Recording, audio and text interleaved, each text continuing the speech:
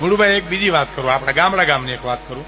ગામડામાં આપણા ગામડામાં કોઈ મોટો માણસ હોય ને, એના દીકરાના લગ્ન થોડીક વાર હોય ને, એટલે વહવાયા રાહ જોતા હોય.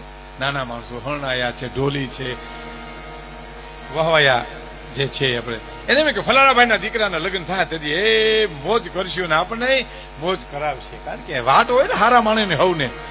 અને ભાઈ આ લગ્ન એવા કરે, મંડપ ખોડે, બેન્ડ વાજા વાળાને બોલાવે, હોહો વાના કરે, અને ઓલા વહવાયાના વારા આવે ને તા વળકી આવ્યો હોય. ઓલા વાહ હું વાહે ભરો છો કે બાપા કઈક દઈ દે ને તો ઘીરે હું જોઈએ તારે હવે બોલ ને ભાઈ. નકર એની શું અપેક્ષા હોય બાપ હોય, એની અપેક્ષા તો બહુ થોડી હોય ને. નાનો માણા એમ કે 25 રૂપિયા મારે જોઈને 50 રૂપિયા દઈ દો તો એ હાંફતો જાય ને ઘીરે, પણ નો દી. ઓમ હજારો રૂપિયા વાપરી નાખે, લાઇટ ડેકોરેશન માન, બીજા ત્રીજા માન, હે ખબર ન પડે એવા ટમેટાનો સૂપ લઈ આવે.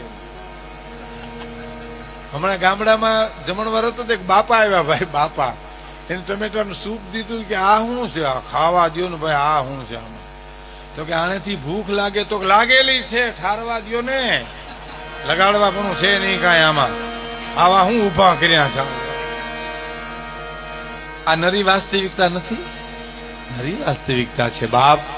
એમાં સમજણ હોય અને દીકરાના લગ્ન કરતો હોય, સમજણ હોય, જાળવીને રૂપિયો ઉગે એમ વાપરતો હોય, અને પછી વહવાયાનો વારો આવે તો વાણંદને બોલાવે, કુંભારને બોલાવે, બોલ બાપ શું આપું તને, જે આપું એ બાપુ આપ્યું. અરે બોલ ને બાપ, તું મારા દીકરાના લગ્ન આજ મારી કહું તૂટે છે, શું આપું તને? શું માગીને મુળુભાઈ માગે બિચારા, પણ 100 રૂપિયા માગે ને 200 રૂપિયા દે ને ત્યાં તો એને શેર લોહી ચડી જાય.